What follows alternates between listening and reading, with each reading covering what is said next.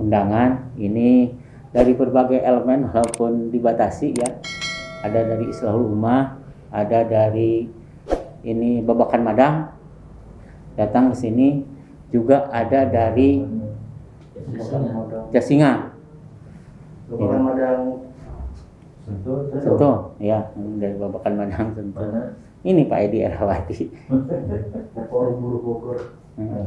Itu, dan ada juga dari Jasinga ini, dari Jasinga, dari berapa kecamatan ya? Lewi Sadeng, Lewi Liang, Jasinga, dan ini dari kota, istrinya tinggal di kota, jadi insya Allah inilah.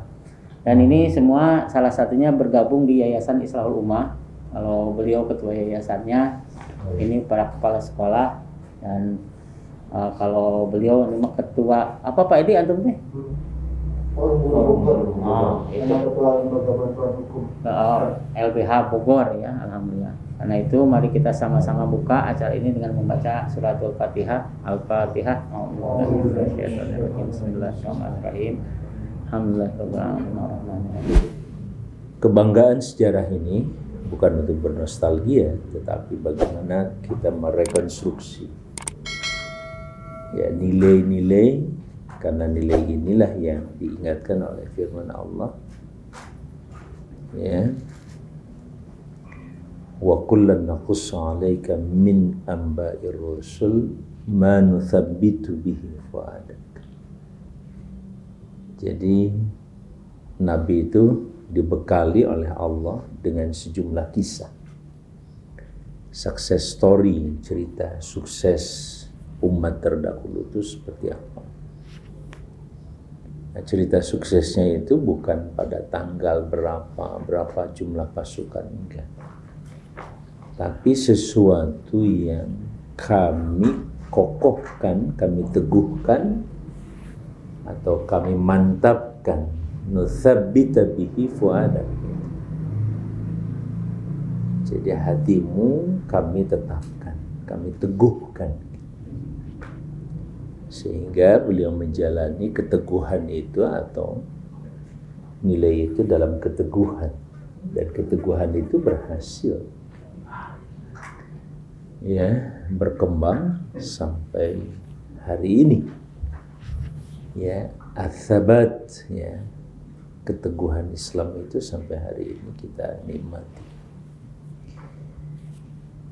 Fluktuasi, kalau bahasa lain ada fall and rise ya, semacam kejatuhan dan bangkitnya satu bangsa. Tidak terkecuali umat Islam itu ditentukan oleh seberapa jauh nilai ini bertahan atau tidak bertahan, digunakan atau tidak digunakan. Dalam konteks apapun, terutama lembaga kemasyarakatan, kita bangun dalam bentuk partai politik, ormas dan lain sebagainya, sama. Dan memang sudah pasti kalau namanya godaan gangguan yang paling dahsyat itu ya, dan itu domainnya setan atau iblis. Apa? Waswasah. Bikin waswas kita, bikin ragu. Benar nggak kira konsep Islam menyelesaikan masalah? Kalau bikin lembaga dengan konsep Islam itu bisa nggak menyelesaikan masalah? Kira-kira gitu. Apalagi Pak Haji Dading dengan berpartai ini, bisa nggak dengan konsep Islam ini bisa menyelesaikan masalah negara? Itu pertarungan ideologis itu bukan hanya dengan manusia, tapi yang paling utama tentu dengan iblis, itu setan yang setiap saat pasti ya, dia pun mengakui ya, illa an da'autukum fastajabtum li, kata setan, aku cuma bisa ngajak, kalian saja yang merespon. Nah, saudara-saudara sekalian, saya dan Kang Dadeng paling tidak, dalam konteks dakwah itu Allah Subhanahu wa taala takdirkan, Kang siapa tadi? Kang Edi juga ditakdirkan Bapak-bapak melembaga sekarang ada di lembaga masing-masing, termasuk di lembaga pendidikan Islahul Ummah. Itu dakwah yang lebih konkret. Bahkan belakangan ya, Pak Haji Dadeng saya juga sudah mulai mengurangi atau dikurangi tampil di mimbar. Ya, dan dengan amanah di DPRD dan saya di DPD RI, dakwah kita harus sudah mulai turun, ya, turun dari mimbar, jalan-jalan. Dan ternyata fakta-fakta di lapangan semakin banyak sekali, apalagi di LBH, namanya LBH ya, Lembaga Bantuan Hukum, kasus demi kasus yang harus diselesaikan itu banyak. DPD RI insya Allah sudah tahu ya, sebagai lembaga negara atau lembaga legislatif, sehingga untuk tingkat pusat dikenal ada namanya bikameral, ya, 2 kamar, 1 kamar DPD, 1 kamar DPR.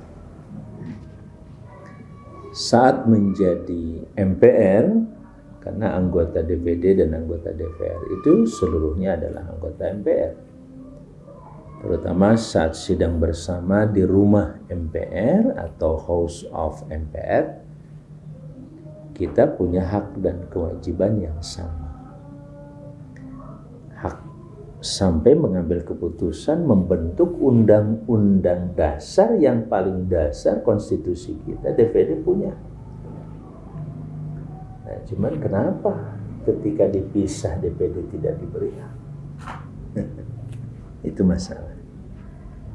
Jadi kalau bicara tentang logika hukum, ya, logika sosiologis itu, sosiologinya anggota dewan mewakili daerah itu sangat-sangat strategis, tapi tidak dalam konteks politik, pertarungan politik, ya, belum, kekuasaannya belum diberikan, karena MPR sendiri yang memutuskan dan menetapkan undang-undang dasar, amanat undang-undang dasar, belum memberikan kewenangan ke DPD itu sampai pada tingkat pengambilan keputusan. Kalaupun ada pembahasan, alhamdulillah sudah sampai pembahasan tingkat 2 menjelang ketok palu. Nah, di situ DPD tidak dilibatkan atau tidak punya hak suara. Duduk boleh, tapi tidak punya hak suara. Saudara-saudara sekalian, tetapi dalam hal yang lain, selain legislasi, ada fungsi pengawasan, ya, Kang Dadeng. Bahkan ada fungsi representasi. Representasi itu saya datang ke sini bisa mewakili lembaga legislatif daerah. Representasi kayak kemarin tadi Kang Dadeng menyampaikan ada Pak Gub ke sini untuk bicara tentang pemekaran. Nah, saya sesudah itu kan mengisi talk show-nya.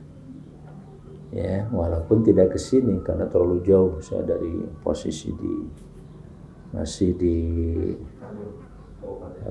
Kabupaten Bandung, ya. Tapi sebelumnya kan kita dari Garut mau ngejar ke sini itu ya agak sulit. Kenapa? Karena hari berikutnya harus sudah di Rancabuaya. Nah, kemarin saya ke Rancabuaya.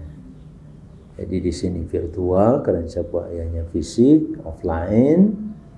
Terus nyusuri pantai itu pengen tahu. Sampai Sukabuminya itu 10 jam lebih kan dari situ. Sampai Jampang. Nah, lewat ini. Jalur selatan. Ya, lewat jalur selatan. Sagaranten lewat. Jadi sebelum Jampang lewat Sagaranten. Lumayan perjalanan. Dari situ ternyata sampai kota itu 5 jam. Sementara dari Rancabuaya sampai situ juga 5 jam. Kita seperti itulah perjalanan Jawa Barat ini. Tapi itu menjadi sesuatu yang berharga kan, ketika saya menyadari ini bagian daripada perjalanan dakwah. Saya kira itu kalau bicara terkait dengan kewenangan di DPD seperti itu tadi, di samping pengawasan, nah maka sering saya turun dalam konteks pengawasan itu, terutama dalam hal undang-undang yang menjadi domain DPD yang dibagi pada 4 komite, karena setiap provinsi hanya 4 orang, maka DPD itu dibagi 4 komite. Komite 1, 2, 3, dan 4. Saya di komite 1, kemitraannya atau bidang yang terkait dengan hukum dan perundang-undangannya tentang pilkada, pemerintahan daerah otonomi baru DOB, pemekaran, penggabungan, ya, kemudian Kementerian Agraria dan Tata Ruang, ya, sebagian dengan Kementerian Kehutanan dan Lingkungan Hidup adalah irisannya sedikit, dan juga dengan Kementerian Kominfo, termasuk dengan Kementerian Hukum dan HAM, itu adalah termasuk kemitraan kami di Komite 1. Nah, jadi kemarin terkait dengan pemekaran itu saya sudah sampaikan, mengambil pengalaman sekaligus strategi ketika moratorium di masa Pak SBY. Nah, waktu ada moratorium di masa Pak SBY, padahal yang namanya Sukabumi Utara, Garut Selatan, Bogor Barat, termasuk Pangandaran, yang 3 pertama justru konon lebih dulu, Pangandaran agak belakangan. Tapi malah Pangandaran yang masuk. Kenapa? Karena waktu moratorium itu Pangandaran tetap memproses sampai ke DPD sidang memutuskan merekomendasi. Sementara yang lain baru diproses setelah dibuka moratorium. Jadi kira-kira ya biasalah kalau pas dibuka moratorium kita baru memproses lagi, akhirnya terlambat. Belum lagi karena persoalan kalau masa-masanya pas dengan Pangandaran, insya Allah peluang besar kita diterima dan dimekarkan tinggi. Tapi karena masuk pada gelombang kedua di 2014, hampir berakhir pemerintahan Pak SBY, itu pun sudah masuk, dan saya sangat optimis ya, yang 3 ini masuk tuh dalam prioritas. Kalau tidak salah sekitar 30-an ya waktu itu mau diberi. Tetapi dari Papua nyodok tuh, ada kurang lebih 30 Papua saja. Akhirnya membuat sedikit ya keraguan, kalau diberi ini nanti marah ini, ya sudahlah, akhirnya dibatalkan oleh Pak SBY. Masuklah sampai sekarang sudah 5 tahun, masuk tahun ke-6 lagi, ikut proses yang baru dengan peraturan yang baru, undang-undang tahun undang-undang 23, tadinya 32, sekarang masuk 23 tahun 2014. Yang harus diadakan persiapan dulu. Nah, kalau dalam informasi saya sampaikan bahwa yang penting sekarang itu dari sisi administratif nih, Kang Dadeng tolong dikawal, ya jangan sampai ada yang kurang. Harus segera dan secepatnya dikonsultasikan kalau ada yang kurang. Nah, ketika secara administratif selesai, maka yang poin berikutnya harus didorong itu bagaimana kita ditetapkan oleh pihak pemerintah itu sebagai persiapan daerah, persiapan otonomi baru. Kalau sudah ada persiapan ditetapkan, maka ada proses tahun pertama, kedua, dan akhirnya nanti dievaluasi oleh tim independen layak tidaknya, termasuk terus dikonsultasikan dengan pihak DPR dan DPD karena dua-duanya berperan dalam konteks otonomi daerah. Nah, Kalau sudah sampai pada tingkat rekomendasi dan ternyata hasil evaluasi tim independen itu oke, tinggal menunggu ya, RUU-nya. Ya, kira-kira kan begitu. Akhirnya dibuatkanlah RUU nanti, ya bahkan bisa diproses sampai sekarang RUU tentang pemekaran katakanlah Kabupaten Bogor Barat ini. Kalau sudah jadi RUU tinggal diketok sah misalkan, habis disahkan tinggal nunggu dibuka tidak dibukanya. Itu juga strategi yang bisa dilakukan sebenarnya oleh pihak legislatif. Kalau legislatif jalan terus prosesnya dan ternyata tidak ada persoalan dan bisa sampai diputuskan, kan itu juga sebagai boleh dikatakan legislative pressure nantinya, semacam tekanan legislatif kepada pemerintah untuk segera dipertimbangkan. Nah, sebagaimana belakangan bahwa Papua itu dengan tekanan yang luar biasa, itu juga sudah diberi lampu hijau untuk dimekarkan minimalnya 2-4 provinsi.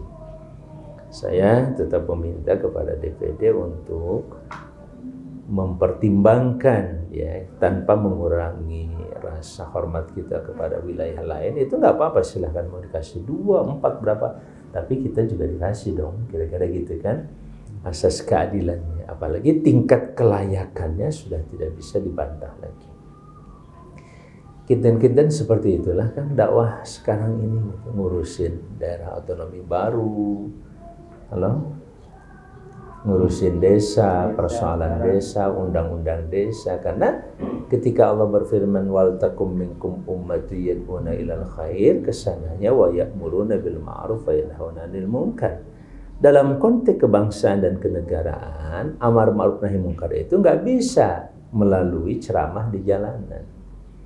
Bahkan ketika kita ceramah kuar-kuar sekalipun, hapunten anu kasuhun, sekarang misalkan dengan kekuatan imam besar ya, Habib Rizik juga itu satu fenomena yang kita sangat hormati, kita banggakan di satu sisi, tapi tidak bisa menyelesaikan tanpa konstitusi.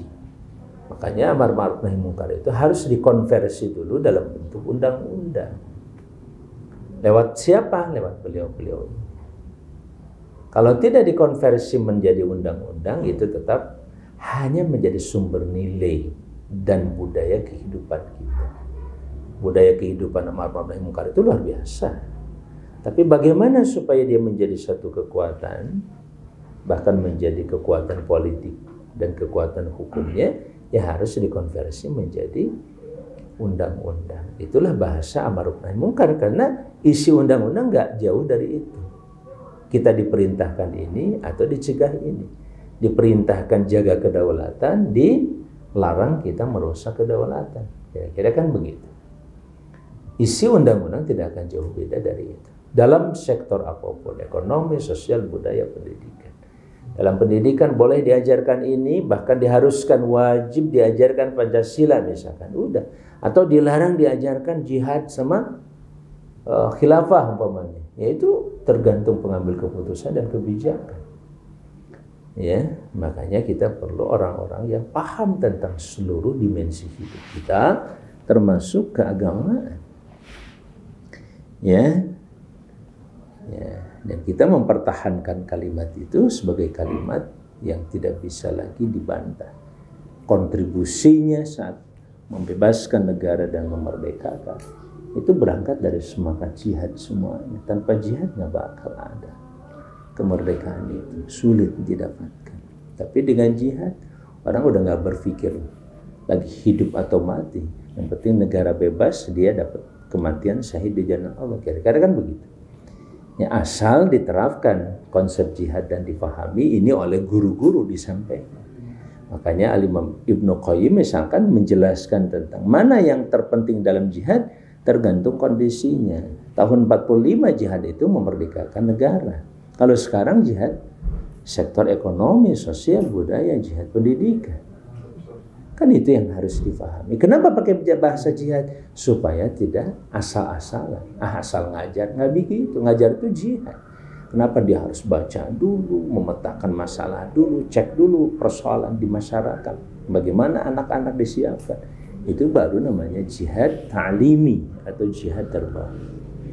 Begitu halnya dengan dakwah. Dakwah tidak hanya asal kita menyampaikan di mimbar dengan suara yang retorika yang sangat hebat, membuat nangis, ketawa segala macam.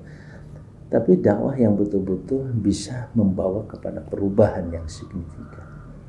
Sehingga dakwahnya Kang Edi bagaimana melalui hukum dan buruh tetapi membawa perubahan yang signifikan kepada arah yang lebih baik. Kita seperti itu. Kalau tadi hasil kalau kami pengawasan turun kayak begini, reses atau acara yang lain, itu biasanya aspirasi itu nanti kita kelompokkan pada ya minimalnya 2 kelompok. Satu, kalau produknya adalah regulasi lagi, maka larinya kepada revisi undang-undang. Misalkan undang-undang desa nih, banyak persoalan yang ternyata dengan undang-undang desa nomor 6 tahun 2012 itu misalkan masih banyak yang belum terselesaikan. Termasuk nasib perangkat desa. Oh, kalau gitu segera dilakukan revisi. Ya, artinya diperbaiki, bukan diperburuki, bukan. Ya, dijadikan lebih baik ke depannya. Termasuk misalkan bagaimana pendidikan di desa, ekonomi di desa, BUMDes segala macam dan lain sebagainya, kan itu kan yang menjadi harapan kita, perbaikan ketika kita melakukan pengawasan terhadap penerapan undang-undang di desa. Begitu halnya dengan penerapan undang-undang terkait dengan pendidikan nasional, misalkan sistem pendidikan nasional gimana? Ada kendala enggak? Oh, masih banyak persoalan yang sebenarnya harus segera diperbaiki. Nah, itu nanti produknya kepada kebijakan lagi, regulasi atau revisi undang-undang. Apakah kalau batasan regulasinya lebih kepada implementasi di lapangan, maka kita melakukan RDP-nya dengan kementerian terkait. Misalkan tadi tentang desa ya dengan kementerian desa. Ya, kalau terkait dengan konflik pertanahan nih di sini ya, saya dapat info konflik pertanahan dari masyarakat ya, saya kemudian ketemu dengan Kementerian Agraria. Kita ngobrol. Nah, termasuk info dari Kementerian Agraria, pemerintah melalui kementerian menyampaikan nih Kang Edi sareng sadayana bahwa pemerintah atau negara itu punya kepedulian untuk meredistribusi, membagikan kembali lahan. Ya, yang jadi objek mana? XHGU misalkan. Yang dicari sekarang dipetakan itu Pak Dadeng sekitar 9 juta hektar. XHGU atau HGU yang sudah mau habis nanti masuk dialokasikan sekitar 9 juta hektar. Nah, rata-rata biasanya dapat 800.000 ya. Ya kurang lebih 1.000 lah. Jadi kalau 1 hektar dibagi 1.000 itu kan 10. Maka 9 juta kali 10 berapa? Halo? 90 juta. 90 juta warga negara Indonesia bisa mendapatkan tanah. Hanya ketika sebuah kebijakan dibuat, turunnya lewat mana, lewat siapa? Lewat partai atau lewat orang atau lewat pengusaha? Beda lagi ceritanya. Siapa yang dapat warganya? Ini katakanlah XHGU-nya, tapi yang dapat orang Bandung atau orang Jakarta. Nah, ini bagian LBH yang harus melakukan. Maksimal. Jadi oleh karena itu saya katakan ketika itu ada XHGU, terus saya yakin di Bogor itu banyak. Kemarin saja di Sukabumi banyak banget. Ya justru itu harus dikawal, apalagi yang tidak produktif. Kalau tidak produktif peluangnya paling besar. Yang produktif itu masih ada kemungkinan 20% masih bisa dialokasikan.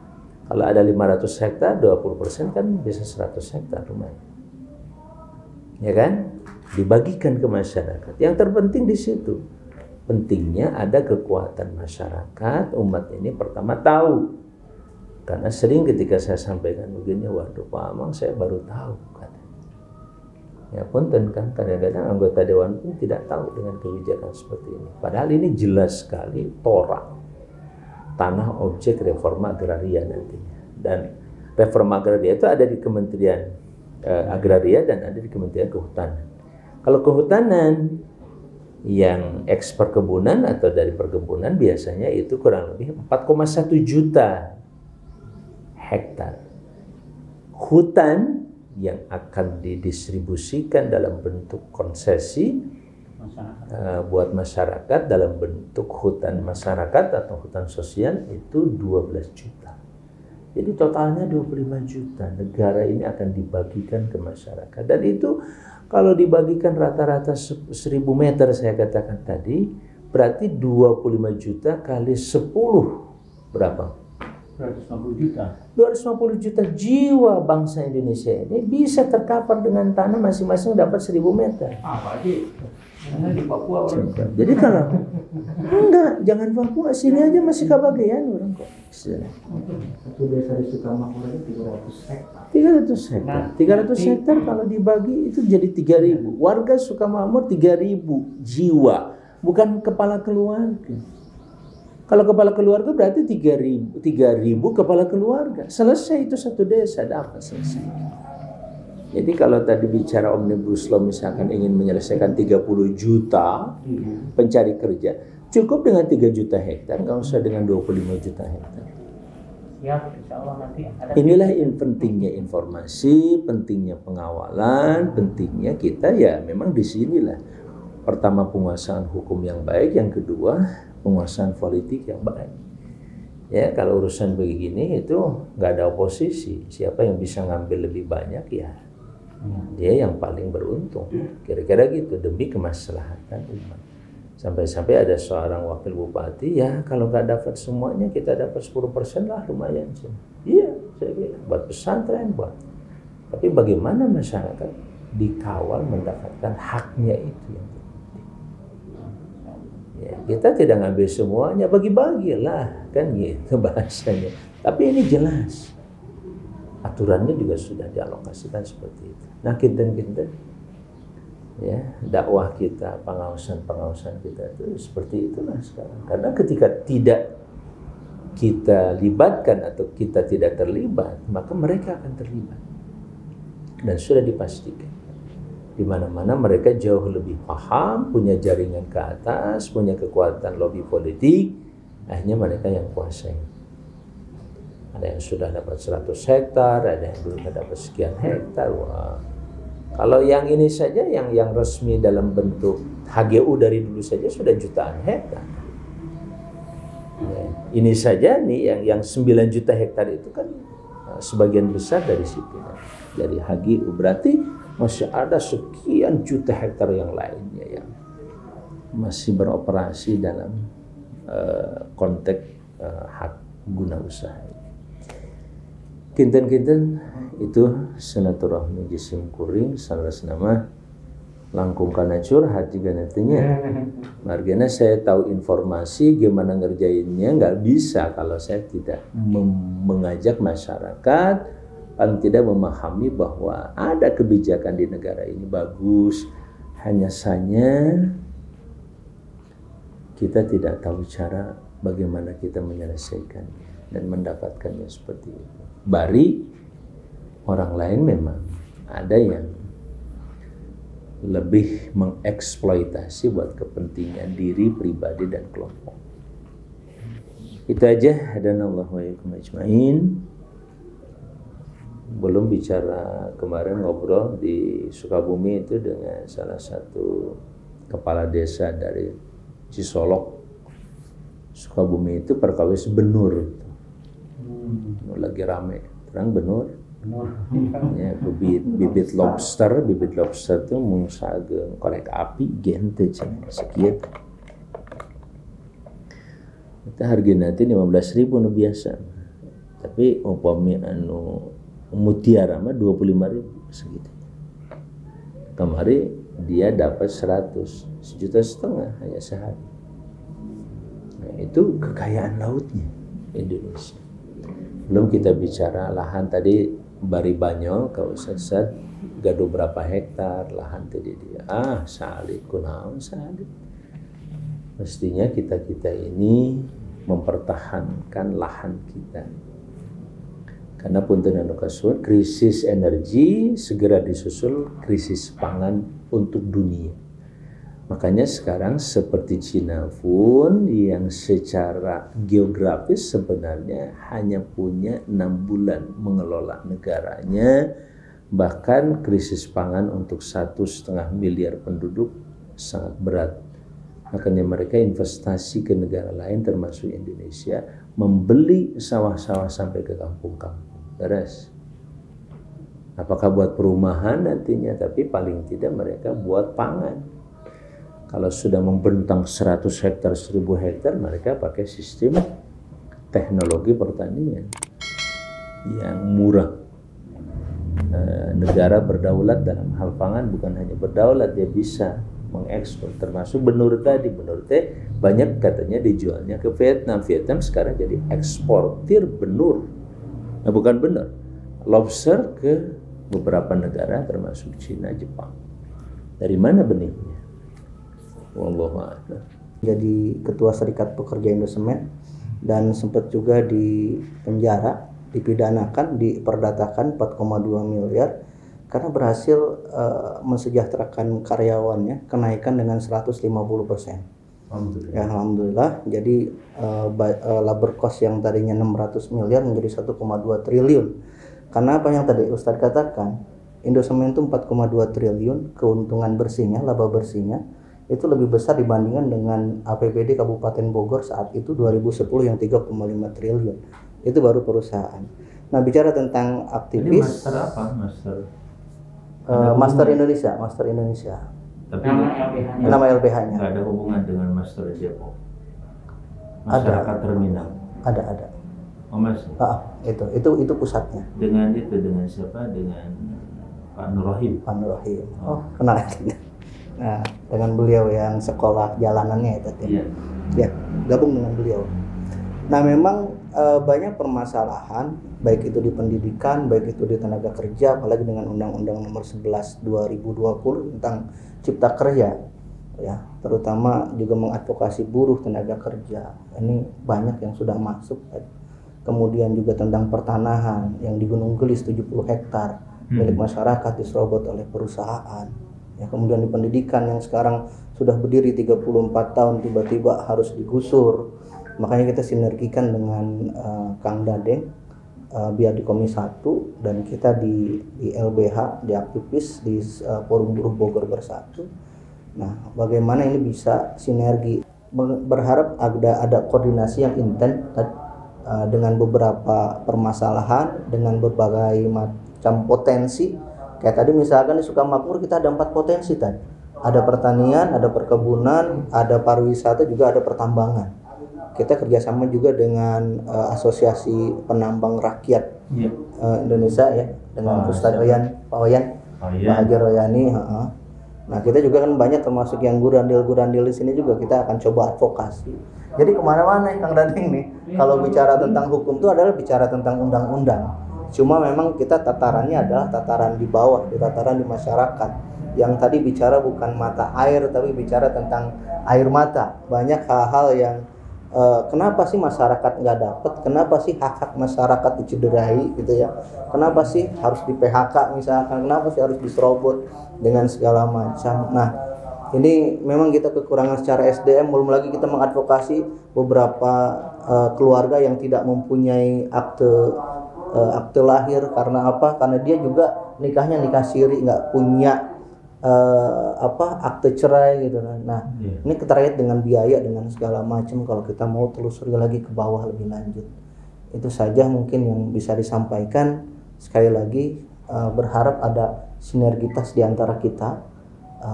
Mudah-mudahan akan berkelanjutan lebih baik lagi. Ya, mungkin itu ikhwafillah, saudara-saudara sekalian, bapak-bapak sekalian.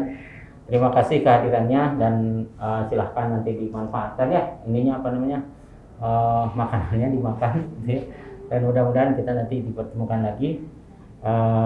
Dari Ustaz ada closing statement? Cekap, insya Allah saya hanya menyampaikan sebuah informasi. Saya juga lagi menyiapkan wadah, namanya Indonesia Global Charity. Tapi charity ini bukan untuk ngasih ikan, tapi saya ingin ngasih kail dan sekaligus membangun kesadaran infak yang biasa perelek dahulu, tapi sekarang diorganisasi juga, diorganize dengan baik. Makanya dengan Kang Edi juga insya Allah kita bangun ya kemitraan. Kemitraan ini sangat mungkin, bahkan buruh tadi kalau mereka juga diadvokasi mendapatkan hak tanah mereka, bahkan kita masuk pada penyelesaian yang 30 juta kata negara itu, buruh di sini ada sekian, ini berhak dong mendapatkan dari lahan itu. Ya kalau buruh misalkan masih ada potensi dipecat, kalau punya tanah 1000 meter, iya, sudah enak dia tinggal di situ, dia buka perumahan, buka macam-macam, itu akan sangat bagus. Kira-kira gitu ya. Yang penting sinergitas ini insya Allah kita komunikasikan. Jangan lupa like, share, subscribe Channel inspirasi dari Kang Haji Amang Safruddin ya. Jangan lupa subscribe ini.